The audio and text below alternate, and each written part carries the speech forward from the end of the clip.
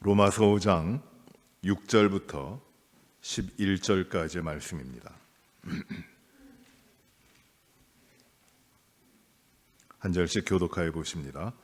우리가 아직 연약할 때에 기약대로 그리스도께서 경건하지 않은 자를 위하여 죽으셨도다.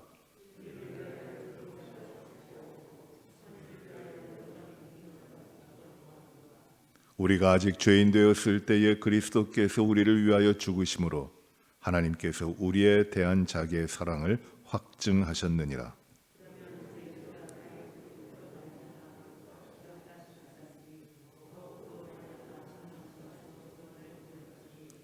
곧 우리가 원수 되었을 때에 그의 아들의 죽으심으로 말미암아 하나님과 화목하게 되었은즉 화목하게 된 자로서는 더욱 그의 살아나심으로 말미암아 구원을 받을 것이니라. 이제 우리로 화목하게 하신 우리 주 예수 그리스도로 말미암아 하나님 안에서 또한 즐거워하느니라. 아멘. 사순절 마지막 날입니다. 우리는 곧 부활을, 주님의 부활하신 날을 맞이하게 됩니다. 사망의 모든 권세를 이기시고 사망 아래 죽어 부패하며 썩어져 하나님의 생명으로 살지 못하고 이 땅 가운데 그 멸망의 자녀로 살아오는 그 모든 삶의 권세들, 그것들을 다 깨뜨리시고 우리 주님 부활하셨습니다. 그 부활의 생명이 우리에게 있습니다. 주님께서는 십자가에 못 박혀 죽으셨습니다. 죄인의 모습으로 모든 죄를 감당하시는 죄인으로, 죄가 하나도 없으시지만 그러나 죄인으로서 십자가에 죽으셨습니다. 한 생명의 끊어짐을 넘어 우리 예수님의 십자가에서의 죽으심은 죄의 모든 권세에 대한 죽음이요, 우리가 짊어지고 모든 인간들이 피할 수 없는 죄의 형벌을 대신 지시고 십자가의 화목제물로 하나님 앞에서 죽으시는 것입니다. 그의 죽으심으로 말미암아 우리의 죄가 씻겨졌고 사망의 모든 권세가 깨졌고 새로운 생명, 부활의 생명을 시작하신 것입니다. 예수님이 안식일 전, 즉 유월절 전날 십자가에 못 박히십니다. 우리의 날짜로 치면은 일주일 가운데 안식일 전인 금요일에 오후 3시 정도에 예수님께서는 죽으십니다. 그리고 장사되셨고 안식일이 지난, 즉 부활 유월절이 지난 그 다음 날, 즉 무교절이 시작하는 그날 새벽에 미명에 우리 주님께서는 부활하십니다. 주님께서 십자가에 죽으시고 그리고 부활하신 그 시간까지는 우리의 시간으로 치면은 한나절 반입니다. 한 36시간 정도, 하루 반 정도의 시간 후에 주님은 부활하십니다. 그러면 주님은 십자가에 죽으신 그 이후에 부활하시기까지 길지 않은 시간인데 그 시간까지 무엇을 하셨을 것이고 그 가운데 어떤 일이 일어났을까요? 우리는 이 예수님의 고난받으시고 죽으심과 그리고 예수님의 부활하심, 그 가운데 어떤 일이 있었는지를 생각하게 되지만 이것이 그렇게 쉬운 일이 아닙니다. 우리가 늘 고백하는 사도신경에 보시면은 우리의 믿음을, 우리가 믿는 내용들을 크게 3가지로 고백을 합니다. 전능하사 천지를 만드신 하나님 아버지를 믿습니다. 성부 하나님에 대한 믿음을 고백합니다. 두 번째로 고백하는 것이 바로 성자 예수님에 대한 고백입니다. 내가 성자 예수님을 믿으십니다. 그는 어떤 분이시냐면은 그는 성령으로 잉태하셨고 동정녀 마리에게 나셨고 본디오 빌라도에게 고난 받으셨고 십자가에 죽으셨고 장사되셨습니다. 그리고 우리의 성경, 우리의 신앙 고백이 되어 있는 대로 제3일 만에 살아나셨고, 그리고 하늘에 오르셨고, 그리고 하나님 보좌 우편에 앉아 계시다가 산자와 죽은 자를 심판하시기 위하여 다시 오실 분이십니다. 우리는 이러한 신앙 고백을 늘 합니다. 그리고 세 번째로 신앙 고백, 사도신경에서 고백하는 것이 나는 성령을 믿습니다 라는 것이에요. 그런데 우리의 신앙 고백과 우리가 드리는 신앙 고백과 달리 우리 영어로 되어 있는 신앙 고백을 보시면은 내용이 다 같습니다만 한 가지가 다릅니다. 차이가 있어요. 그 차이가 뭐냐면 우리는 예수님께서 장사되셨고 그 다음에 3일 만에 살아나셨다고 하는데 그 사이에 영어 신앙 고백은 무엇이 들어가 있냐면 그가 예수님께서 지옥으로 내려가셨다라는 것이 있어요. He descended to hell. 지옥으로 내려가셨다. 그런데 이 신앙 고백을 하면서 이 부분이 들어가 있기도 하고 또는 들어가 있지 않기도 합니다. 원래 사도신경이라고 하는 것은 성경의 내용, 믿음의 내용을 고백하듯이 교회가 함께 공동체적으로 고백했던 내용입니다. 그래서 사도신경은 어느 한순간에 이것이 사도신경이다 하고 정해져 가지고 딱 나온 것이 아닙니다. 교회가 세워지고 한 100여 년이 지난 다음부터 이 사도신경 고백, 믿음에 대한 고백의 내용들이 많이 나와요. 처음에 아주 초기에 나온 그 신앙의 고백의 내용을 보면 아주 간단합니다. 2줄 정도로 되어 있어요. 그 2줄 정도 되는 내용을 믿음의 내용으로 요약을 해서 성도들이 그때의 예배마다 그 신앙 고백을 통해서 자신들의 믿음을 하나님 앞에 고백하며 예배를 드렸어요. 그리고 이 신앙 고백이 점점 공동체가 발전하면서 커지면서 또 신학적으로 성숙하면서 신앙의 내용이 깊어지면서 이 신앙 고백의 내용이 점점 늘어나기 시작하고 정교하게 됩니다. 7세기경에 교회에서 이 신앙 고백들이 발전하고 또 오다가 이 사도신경으로 오늘날의 형태로 우리가 고백하는 내용들이 7세기경의 교회 가운데서 만들어집니다. 그런데 그 7세기경 전능하사 그 credo I believe in 이라고 시작되는 이 신앙 고백을 이렇게 정교하게 만들면서 그때 7세기경의 신앙 고백 가운데 들어가게 되는 것이 바로 이 지옥으로 내려가셨다. He descended to hell 이라고 하는 지옥으로 내려가셨다는 그 고백이 들어오게 됩니다. 그 전에는 이게 보이질 않아요. 이 고백이. 그 이후에는 대부분의 교회들이 이 지옥으로 내려가셨다 하는 것을 받아들이면서 신앙 고백을 합니다.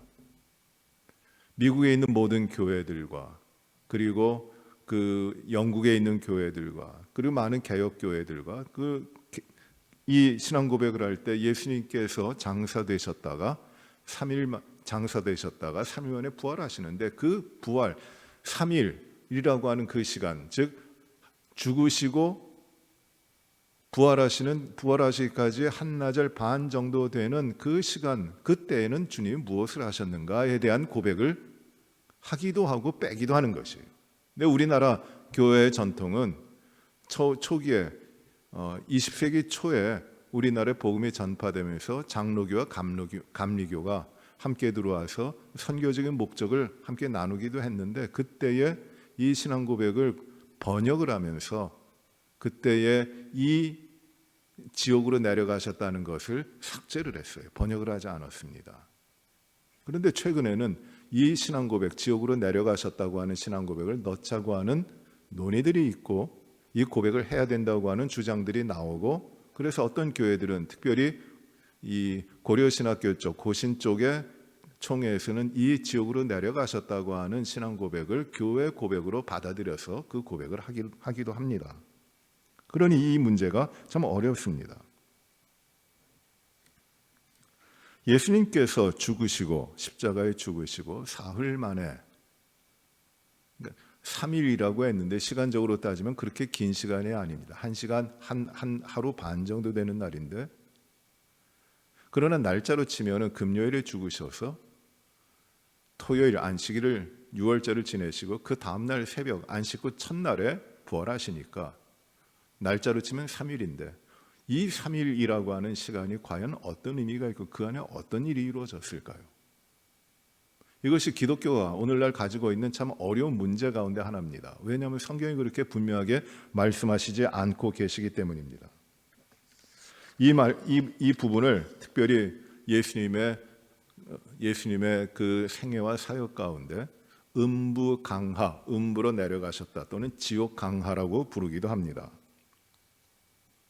오늘날 천주교에서는 이 신앙 고백을 하면서 사도들의 신앙 고백을 하면서 이렇게 이 부분을 번역해서 하고 있습니다. 예수님께서 저승에 가셨다고 합니다. 다른 세상에 가셨다는 것이에요. 무엇을 하셨을까요? 과연 3일이라고 했는데 왜 3일이고 과연 이 3일이라고 표현된 것이 그렇게 시간적으로 오늘날 우리가 가지고 있는 날짜와 시간의 개념으로서의 3일일 것인가에 대한 생각도 하게 됩니다.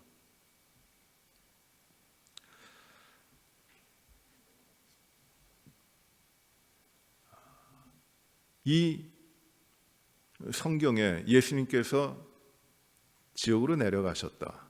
거기에 근거가 되는 성경은 몇 군데가 있는데 베드로전서 3장 18절부터 20절에 보시면 이런 말씀을 합니다.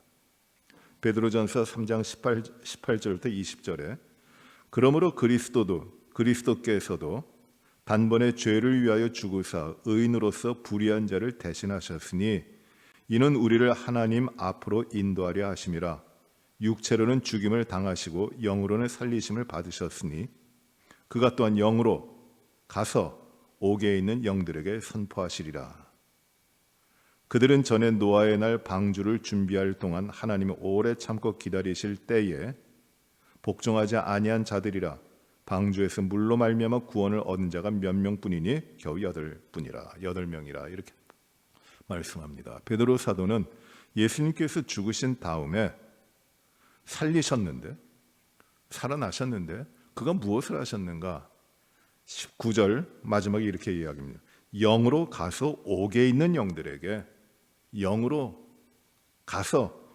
있는 영들에게 선포하셨다. 그런데 그 옥에 있는 영들이 누구냐? 20절이에요. 그들은 전에 노아의 날 방주를 준비할 동안 하나님이 오래 참고 기다리실 때에 복종하지 아니한 자들이다. 노아의 방주를 지으면서 오랫동안 하나님 앞에 돌아오라 이 패역한 세대 가운데 노아가 선포를 했지만 그 말 듣지 않고 하나님께 복종하지 않았던 그 자들이 이 옥에 갇혀 있는데 예수님께서 죽으시고 살아나시고 또한 그 가운데 무엇을 하셨냐면 그 옥에 가셔서 그들에게 선포하셨다는 것이에요. 그러니 이러한 말씀을 근거로 이 지옥에 내려가셨다는 이 부분에 대해서 많은 교파와 또 루터교라든지 이 천주교에서는 이렇게 이야기합니다. 주님께서 이 지옥이라고 하는 데 가셔서 거기에 있는 사람들에게 복음을 전하셨고 그리고 그들이 이 사망의 권세, 지옥에 갇혀 있는 그 권세에서 자유롭게 하셨다. 이렇게 이야기를 합니다. 그래서 그러면 이렇게 되는 것이 천주교가 만들어 놓은 교리 가운데 하는 연옥이라고 하는 교리가 있는데 연옥이 무엇이냐 하면 이 땅에 오래전에 예수님께서 오시기 전에 또 예수님이 전파되지 않은 자리에서 그곳에서 선하게 살다가 죽은 사람은 어떻게 될 것인가, 그 영혼이 어떻게 될 것인가에 대한 해답을 스스로 만들어낸 것이 연옥이라고 하는 겁니다. 또 예수님을 모르고 어린아이가 태어났는데 자신의 입으로 예수님을 고백하기 전에 고백할 수도 없고 그리고 어리기 때문에 사리를 분간하지 못하는 아이가 그 어린아이로 죽었는데 그 영혼은 어떻게 될 것인가? 이러한 문제가 생깁니다. 그 문제를 스스로 해결하기 위해 천주교에서는 어떤 교리를 만들어냈냐면 림보라는 것이 있다. 림보가 뭐냐 하면은 죽은 자들이 머물러 있는 곳이다. 그것은 지옥이 아니라 머물러 있는 곳이다라는 것이에요. 그래서 선조 림보가 있고 영아 림보가 있다. 즉 예수님을 오래전에 예수님이 오시기 전에 선하게 살다 죽은 그 조상들이 머무는 림보가 있고, 그리고 영아들이 예수님을 알지 못하고 복음을 알지 못하고 전해받을 기회가 없고 자신들의 믿음을 깨우치기 전에 죽은 영아들이 머무는, 그 영혼들이 머무는 그 림보가 있다고 해석을 했습니다.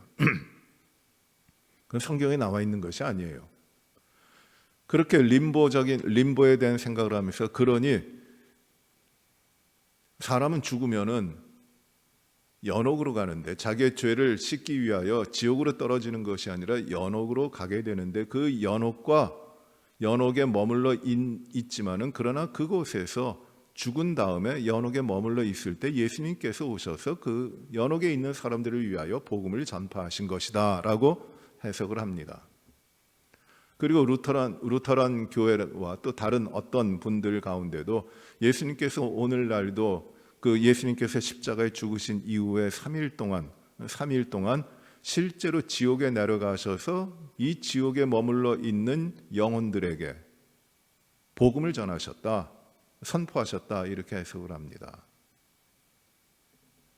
우리 여러분께서 잘 알고 참 존경받는 그 목사님 가운데 우리나라에 이재철 목사님이라고 계십니다. 100주년 기념교회를 담당하셨고 그리고 은퇴하신 목사님이신데, 이 이재철 목사님이 100주년 기념교회에서 목회하실 때 참 어려운 일을 겪으셨어요. 그 문제가 뭐냐면 다른 문제가 아닙니다.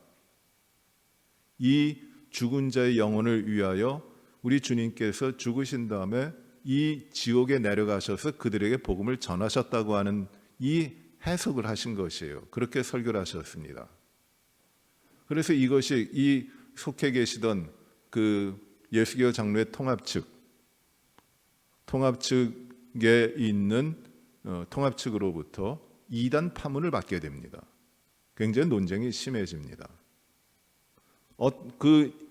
어떻게 사람이 한 번 죽는 것은 정해진 것이요, 그 이후에는 심판이 있는데, 이것이 하나님의 말씀입니다. 어떻게 자신들의 죄로 말미암아 심판을 받아 죽어 지옥에 가 있는 심판받은 자들이 어떻게 다시 복음을 듣고 복음이 전해지는 세컨 찬스가 있을 수 있는가, 이거를 주장하는 것은 잘못된 것이다.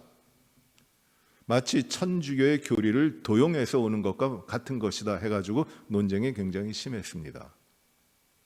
그런데 이것은 참 어려운 문제예요. 어떻게 해석할 것이냐. 성경에서 말하는 음부라든지 또는 하데스, 스올, 이런 말들이 나옵니다. 그것은 어떤 의미냐 하면 지옥으로도 생각되지만 그 땅의 깊은 곳, 낮은 곳이라는 뜻이에요. 어두운 곳, 낮은 곳이라는 것입니다. 그러니 이 스월 또는 하데스 또는 음부라고 된 것은 무덤이라고 하는 뜻이에요.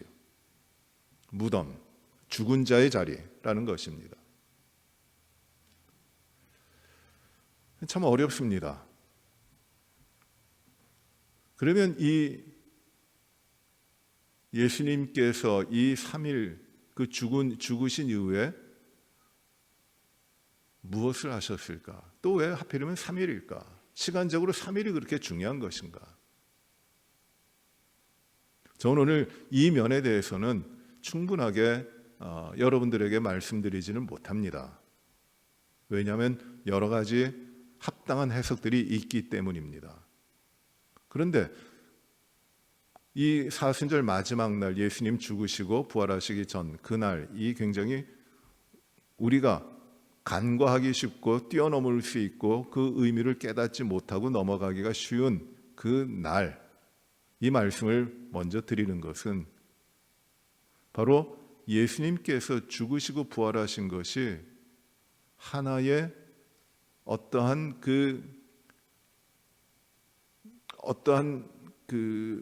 임의적으로 이루어진 일이 아니라 우리 하나님께서 구원하시는 그 패턴 가운데, 구원하시는 그 역사 가운데 그대로 이루어진 것이라고 하는 사실을 여러분들과 나누려고 하는 것이에요.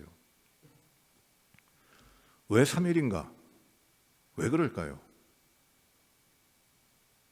혹자는 이렇게도 이야기합니다. 유대인들이 그 당시에 가지고 있던 관념은 무엇이냐면 사람의 영혼이 죽고 떠나게 되면 이 땅에 3일간 머물다가 3일 정도 머물다가 하늘로 갈 영혼들은 하늘로 가고 그리고 음부로 내려갈 영혼들은 음부로 간다고 이야기합니다. 그래서 나사로도 죽은 지 3일이 지난 나흘 만에 우리 주님께서 살려주시는 것이다. 음부로 가기 전에 그렇게 이야기도 합니다. 글쎄요, 그것이 어느 정도 타당할지는 모르겠습니다. 우리의 생각을 초월합니다. 그런데 우리 주님께서는 왜 3일인가에 대한 것을 분명히 말씀하십니다. 표적을 구하는 그 세대들에게, 그 유대인들에게 주님께서는 내가 너희들에게 줄 표적은 어떤 표적이라고 말씀하십니까? 요나의 표적밖에 없다고 말씀하십니다. 요나의 표적이 무엇이에요?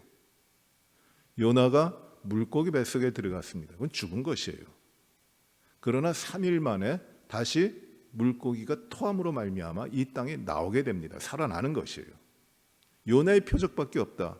거기서 예수님께서 죽으시고 다시 살아나실 그 시간적인 개념으로 시간을 이야기한다면 3일이라고 말씀하신 겁니다. 그런데 이것은 예수님께서 죽으시고 부활하시기까지 그것은 임의로 이루어진 것이 아니라 이미 하나님께서 구원하시는 이스라엘 백성들을 구원하시는 그 출애굽 사건과의 같은 형식과 같은 프레임에 있는 것이라고 생각이 됩니다.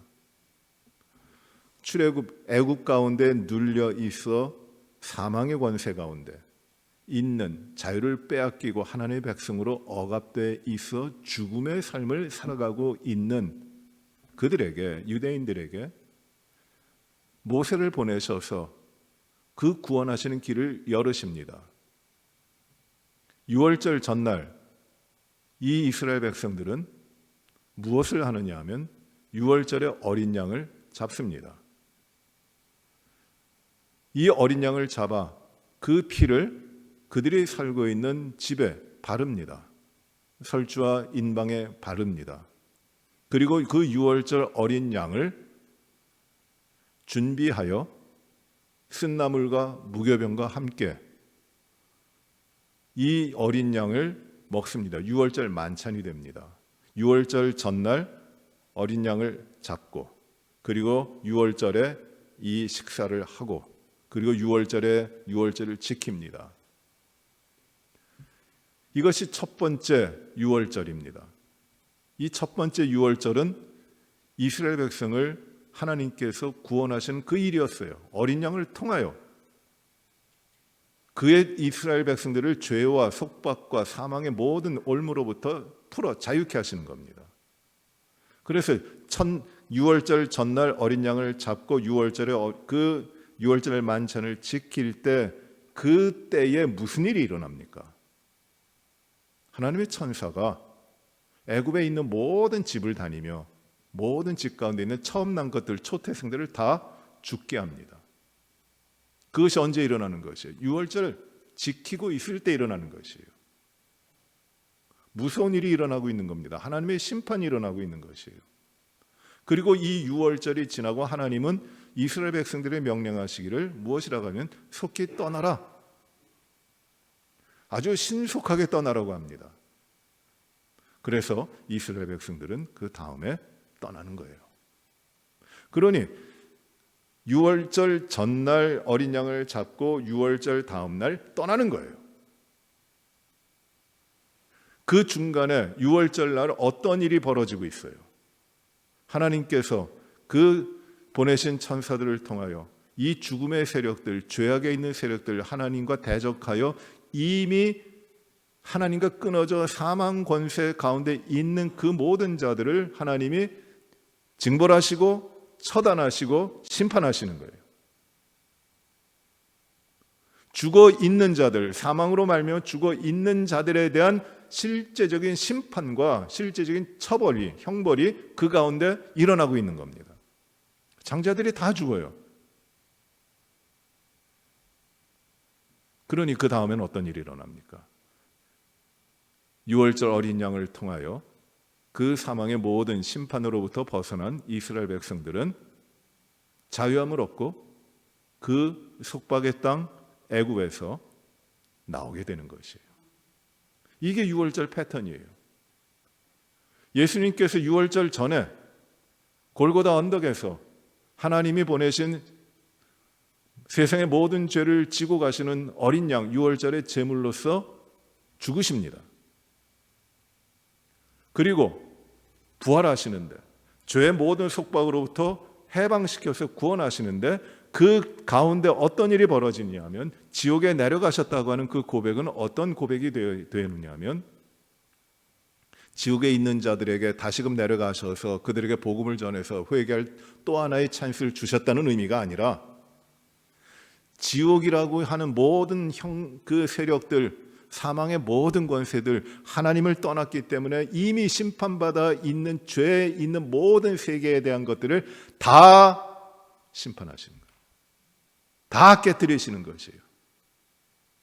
그토록 머물러 있으면서 사람들을 괴롭혔고 하나님의 나라를 회방했고 사람들을 억압했고 모든 것들을 다 파괴시켜버렸던 그 사망이라고 하는 권세, 그 가운데 있는 모든 것들을 우리 주님께서는 완전히 깨뜨리시는 것이에요. 그리고 그로부터 나오게 하시는 것입니다. 예수 그리스도께서 십자가의 죽으심으로 우리 인간이 지었던, 우리 인간들에게 덮어 씌워져 있었던 죄악을 용서해 주셨는데 이제는 그 죄악에 머물러 있었던 모든 것들을 다 깨뜨리시고 완전한 자유와 속박을 주시는 것입니다. 그리고 부활하시는 겁니다. 새로운 생명을 주시는 거예요. 저는 이 말씀이 이런 해석이 과연 하나도 빈틈없는 해석이 될 것인가에 대해서는 더 연구를 하고 기도하며 이 하나님의 말씀을 묵상해야 될 것입니다. 그러나 분명한 것은 예수님께서 지옥에 내려가셨다고 하는 그것은 하나의 시간적인 개념과 공간적인 개념 또는 어떤 계층과 이런 것의 개념이라기보다도 죄악의 세력을 완전히 깨뜨리시는 완전한 승리를 이루시는 주님의 역사, 그것을 구원하시는 주님의 역사를 말씀하고 있고 그것을 이루시는 것이라고 믿고 그 길로 우리가 주님의 역사를 받아들이고 구원 가운데 부활해 주신 생명을 누리게 되는 것이에요.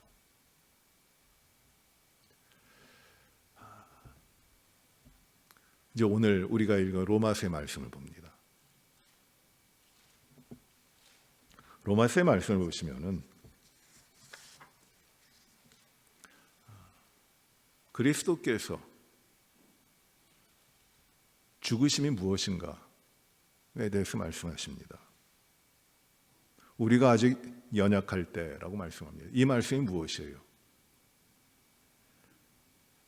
6절에서 우리가 아직 연약할 때라고 말씀하시고 8절에서 무엇이라고 말씀하시냐면 우리가 아직도 죄인 되었을 때에, 그리고 10절에서 무엇이라고 말씀하시냐면 우리가 원수 되었을 때에, 같은 때입니다. 그때에 어떤 일이 있었는가? 하나님께서 우리가 아직도 연약하고 우리가 아직도 죄인이고 우리가 아직도 하나님과 원수가 되어 있었지만 하나님께서 사랑하셨다는 것이에요. 하나님이 사랑하셨다.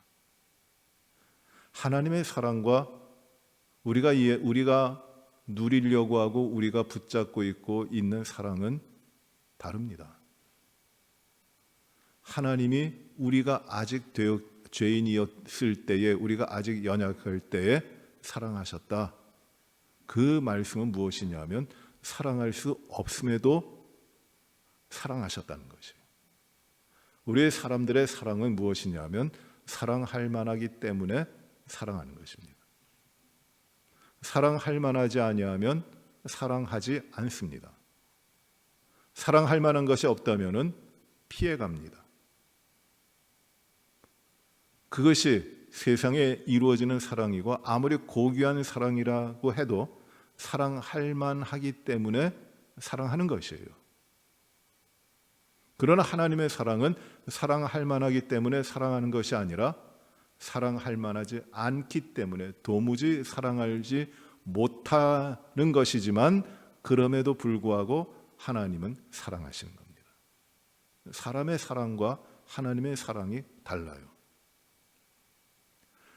우리가 아직도 연약할 때에, 우리가 아직도 죄인 되었을 때에, 우리가 아직도 하나님과 원수 되었을 때, 우리가 하나님으로부터 사랑받을 만한 아무 것이 없을 때에 우리는 오히려 진노와 하나님의 심판에 합당한 자들이었는데 그럼에도 불구하고 하나님이 사랑하셨다.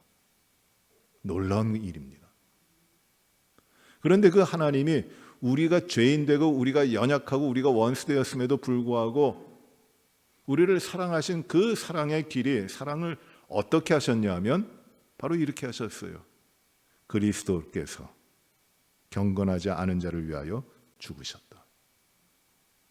또 8절에 그리스도께서 우리를 위하여 죽으셨다.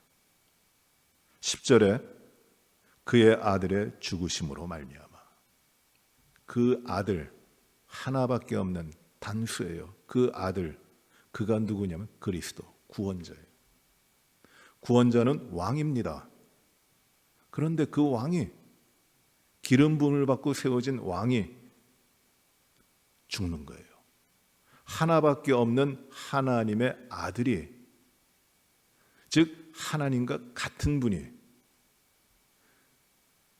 죄인들을 위하여, 하찮은 것들을 위하여 아무 자격과 아무 볼품과 아무 것도 가지지 못하고 있는, 마땅한 것이라고는 심판밖에 없고 저주와 형벌밖에 없는, 버릴 수밖에 없고 불태워 없앨 수밖에 없는 그 죄인들을 위하여 하나님이 자기 아들을 죽이시기까지 사랑하셨다. 이것이 하나님의 사랑이다라는 것이에요.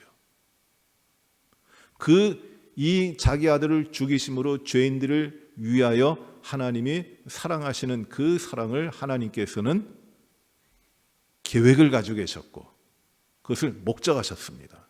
6절에 이렇게 말하죠. 보라, 우리가 아직 연약할 때 기약대로라는 것이에요. 기약대로. 기약이 뭐예요? 약속이죠. 근데 이 기약이라는 말은 크로노스라는 말이에요. 아니, 카이로스라는 말이에요. 카이로스. 시간이라고 많이 생각되죠. 시간. 하나님이 정하신 아주 디파인된 시간입니다. 정해진 시간이에요. 특별한 목적이 이루어지는 그 시간을 말합니다. 그냥 흘러가는 시간이 아니에요. 카이로스, 카타카이로스. 하나님의 시간을 따라, 하나님의 계획을 따라, 하나님의 목적을 따라서 하나님께서 세워주신 계획대로 그리스도께서 죽으셨다. 이것이 하나님의 사랑이다.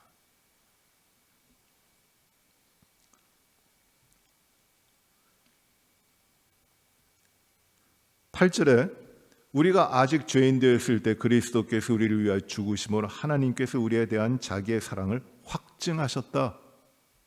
하나님의 사랑을 확증하셨다고 합니다. 하나님의 사랑이 그 아들 예수 그리스도가 죽으심으로 말미암아, 하나님께서 그를 버리심으로 말미암아 하나님이 이 죄인들을, 벌레만도 못한 이 죄인을 얼마나 사랑하시는지 하나님이 그 사랑을 증명해 보이셨다는 거죠. 하나님의 사랑이 어디에 나타났는가? 요한 사도가 요한 1서에서도 반복적으로 이 하나님의 사랑을 이야기하고 있는데, 말씀하고 있는데 바로 그 사랑입니다. 자기의 아들을 죄인들을 위하여 버리시는 그 사랑.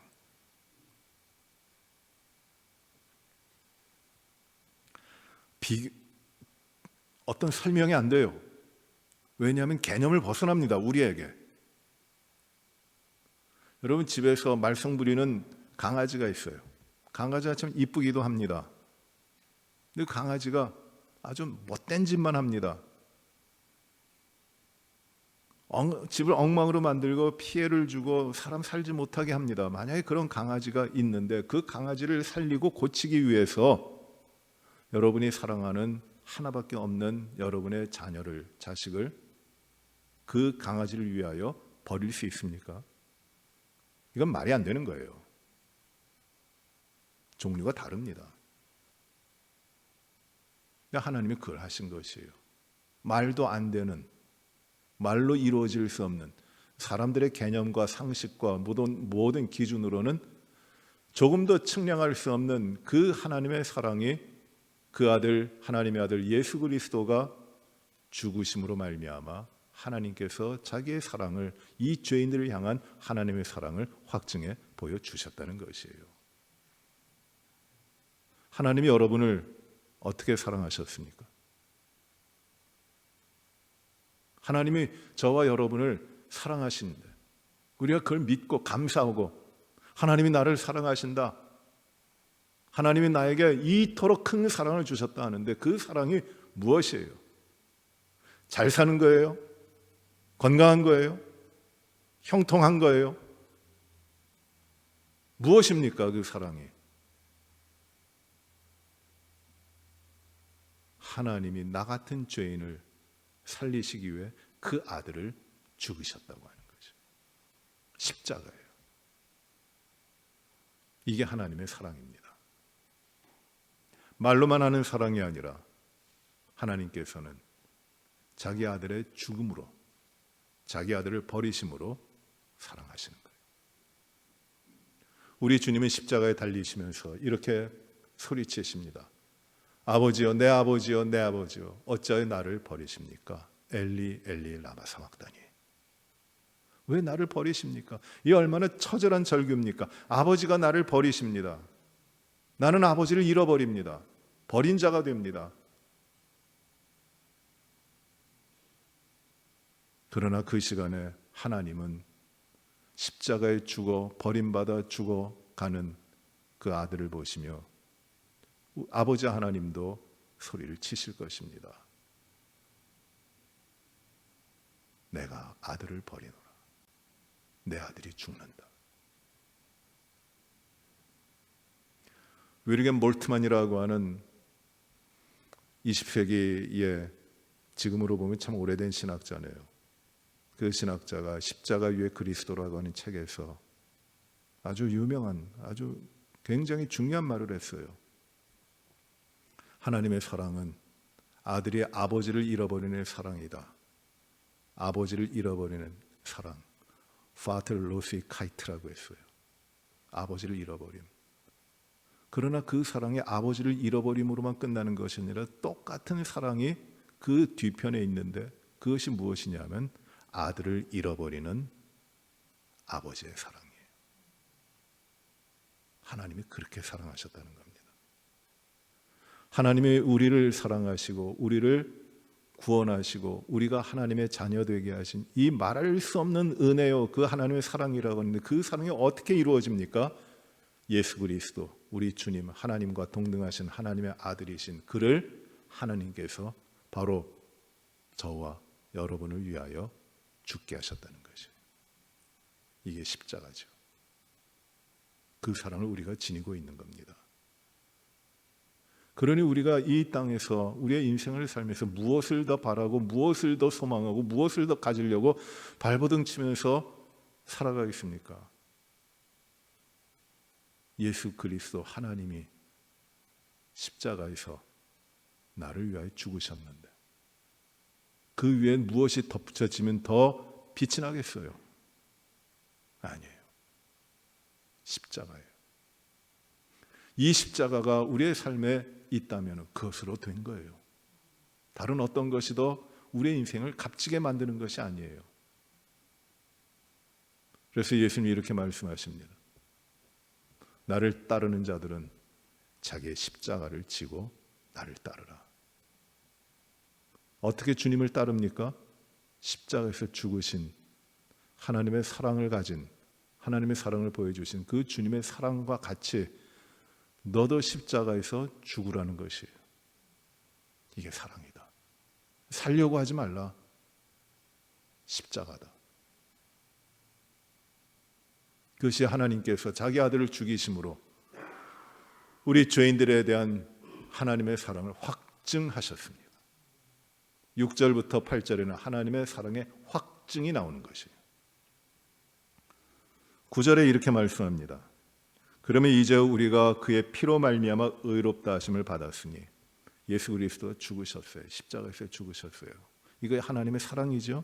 그러면 그 하나님의 사랑이 어떤 결과들로 나타납니까? 첫째가 무엇이냐면 의롭다 하심을 받았다고 하는 것이에요. 이것이 하나님의 사랑의 결과들입니다.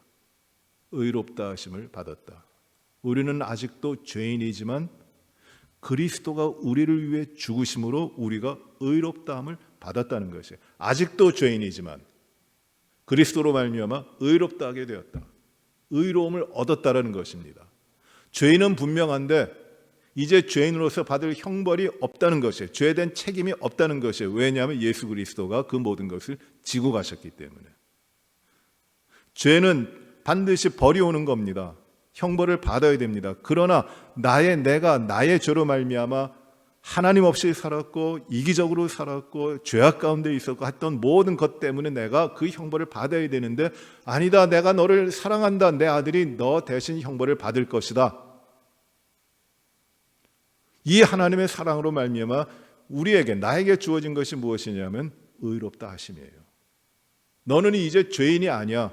죄를 책임질 이유가 없어. 형벌이 없어. 자유로운 것이야. 의롭다 하심을 하나님께 허락해 주시는 것입니다. 이것이 하나님의 사랑으로부터 오는 결과예요. 계속 보면은 그 결과가 또 나옵니다. 그러면 이제 우리가 그의 피로 말미암아 의롭다 하심을 받았다 이야기하고, 더욱더 그로 말미암아 진노하심에서 구원을 받을 것이니, 구원을 얻습니다. 하나님의 진노하심에서, 죄인들에 대한 하나님의 진노로부터 구원을 받습니다. 예수 그리스도께서 죄의 모든 것을 지시고, 우리가 아까 그 죽으심과 부활하심 사이에 있었던 일 가운데 죄의 모든 관습을 깨트리시고 우리를 억누르는 이 모든 영적인 것들도 다 깨트리시고 다 사망에 가게 하신 그 주님을 우리가 봤는데, 이제는 너희가 이제 예수 그리스도 안에 있음으로 말미암아 그의 피로 말미암아 우리가 구원을 받았다. 그로부터 건져졌다. 살아났다는 것이에요. 너희들은 죽어 있는 자들이 아니다. 살아났다. 이것이 바로 하나님의 사랑의 결과입니다. 하나님 앞에 의롭다 하게 됐고 이제는 구원을 얻었어요. 살았어요. 여러분, 구원이라고 하는 것은 무엇이냐? 물에 빠져 죽어가는 자들을 어떻게 하는 거예요? 건져내는 거예요. 끄집어내는 겁니다. 그런데 물에 빠진 자가 혼자 나올 수가 없어요. 혼자 나올 수 없기 때문에 어떻게 합니까? 위에서, 외부로부터 구원의 줄이 와야 되는 것이에요. 이게 구원이에요. 그리스도께서 죽으심이 이제 우리가 의롭게 되었을 뿐만 아니라 우리가 살아나는 길이다. 구원이 되는 길이다. 이게 하나님의 사랑의 두 번째 결과라는 것이에요. 세 번째 결과는 무엇이냐면 10절에 곧 우리가 원수 되었을 때에 그의 아들의 죽으심으로 말미암아 하나님과 화목하게 되었다. 화목. 하나님과 깨어진 관계가 아니라 화목하게 된 겁니다. 끊어진 관계가 아니라 이어진 관계입니다. 하나님과 교통하는 관계예요. 이것이 화목입니다. 죄인은 하나님 앞에 나갈 수 없습니다. 하나님 앞에 제사를 드리기 위해서는 정결해야 됩니다. 죄의 모든 걸 씻어야 됩니다. 그러나 하나님의 아들이신 그리스도가 죽으심으로 말미암아 그의 피로 우리가 의롭게 되고 우리가 구원이 되었고 우리가 하나님과 끊어졌던 그 모든 것들이 다시금 회복되고 하나님과 막혔던 관계가 이어지는 화목이 되어진 것이에요. 하나님과 화목하게 되지 않은, 하나님과 이어지지 않는 것을 가리켜 무엇이라고 하냐면 이것이 죄예요. 하나님과 관계가 깨진 것이 죄입니다. 이 죄로 말미암아 들어온 것이 사망이에요. 사망은 영원한 심판입니다. 그런데 이 죄로 말미암아 사망 가운데, 영원한 심판 가운데 있는 모든 자들에게 예수 그리스도가 이 땅에 오셔서 그를 위하여 죽으심으로 말미암아 이 사망의 모든 권세를 깨뜨리시고 죽음의 권세로부터 이기게 하시고 하나님과 통하는 하나님의 생명을 받은 화목하게 한 자가 되는 것이에요.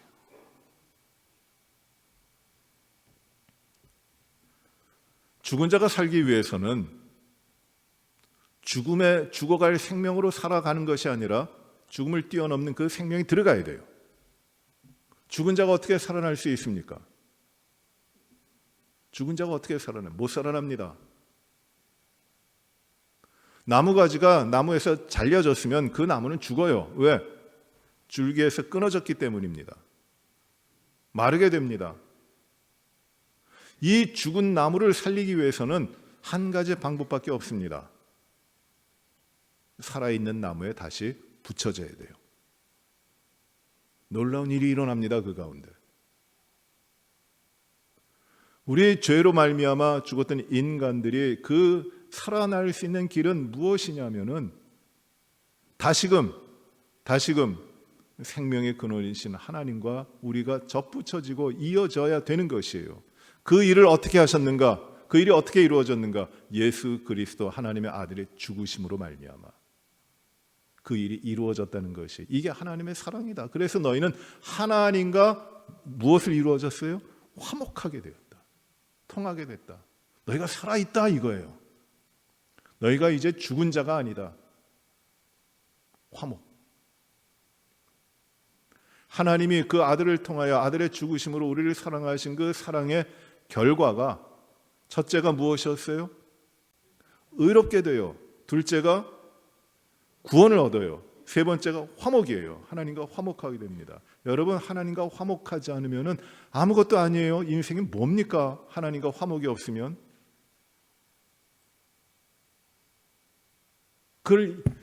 우리 인생에, 우리의 삶에 가장 중요한 것을 예수 그리스도 죽으심으로 말미암아 이루어 주시는 것이에요.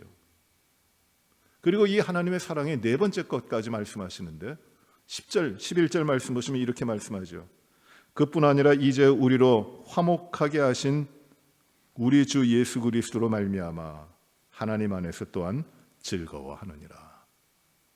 하나님 안에서 즐거워한다, 기쁘다는 것이에요. 왜? 예수 그리스도가 우리의 화목이시기 때문에 기쁩니다. 즐겁습니다. 인생이 고난의 과정 아니라는 것이에요. 이 땅에 짊어지고 가고 감당해야 되는 일들이 산적해 있고 그것 때문에 내가 지치다 견디다 못해 쓰러질 지경이 된다 할지라도 내가 나의 모든 죄를 예수 그리스도로 말미암아 하나님께서 씻으시고 나에게 의롭다 하시고 나를 구원해 주시고 나에게 나와 막혔던 관계를 회복하여 화목하게 하신 하나님으로 말미암아 나의 삶이 어떻게 이루어지는가? 즐겁다는 것이에요. 사망한 내가 이기는 것이 어디 있느냐? 사망한 내가 쏘는 것이 어디 있느냐? 내게 이김을 주시는 하나님께 감사한다.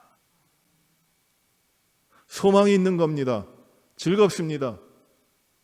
인생이 살아가는 것이, 나의 삶의 모든 시간이 무거운 짐 가운데 쓸어 넘어져 허우적거리는 것이 아니라는 것이에요. 오직 예수 그리스도 안에서 나는 기쁩니다. 예수 그리스도의 생명이 있기 때문에 나는 즐겁습니다.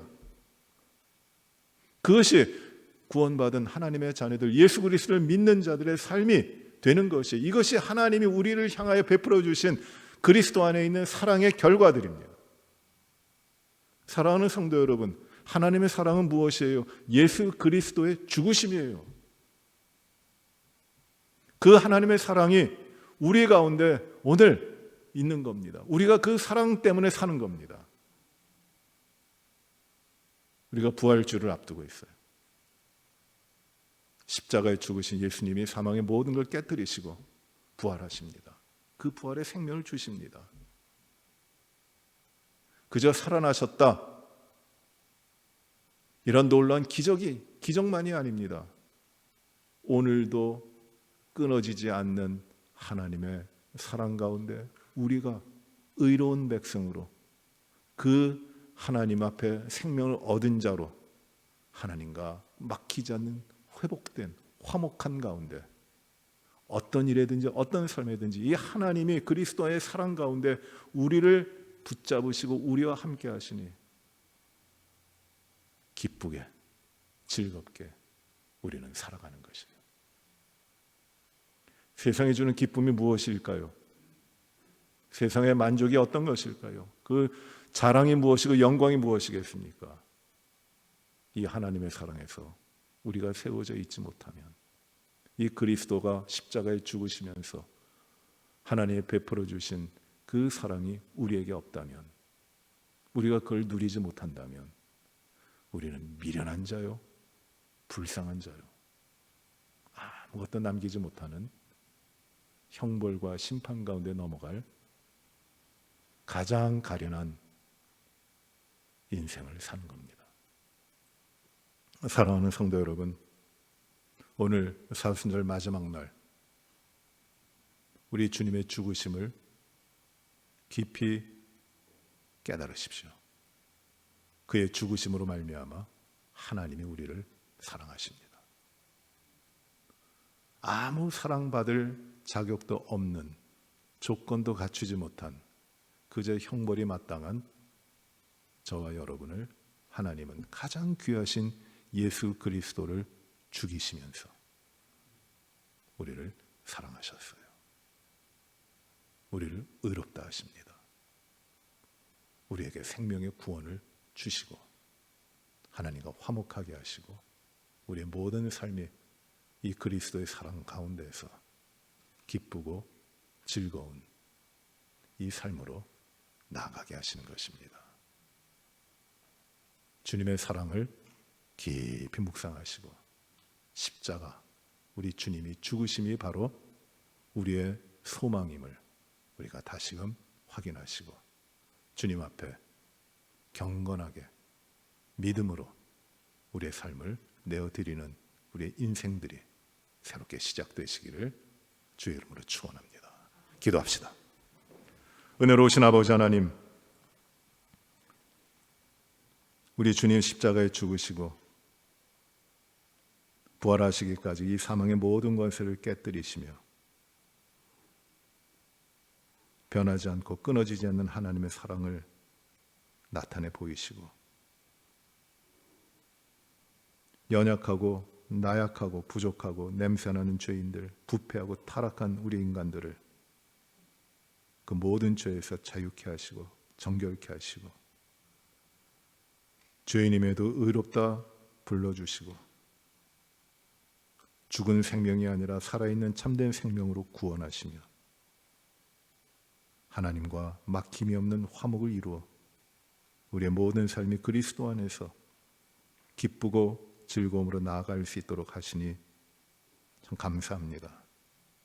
하나님, 우리가 주님의 부활을 기다리는 이때에 참으로 우리를 위해서 그 아들을 버리신 하나님의 사랑을 깊이 깨닫고 우리도 주님의 생명으로, 부활하신 생명으로 주님과 함께 살아가도록 하나님, 주님과 늘 동행하도록 인도하여 주시옵소서.